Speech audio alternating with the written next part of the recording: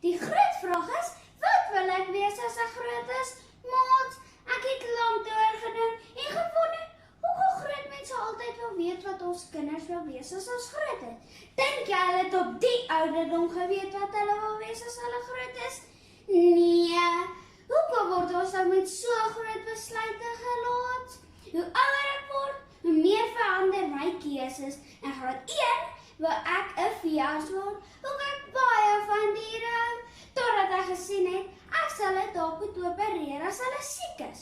Vandag wil ek graag 'n fotograaf word, en moenie dink hulle is nie ryk nie.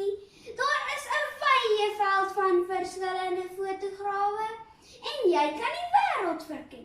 Fotograwe wat by troues en partytjies foto's neem, en raai wat, jy kan dalk deel wees van die partytjie en lekker kos eet en op die huis.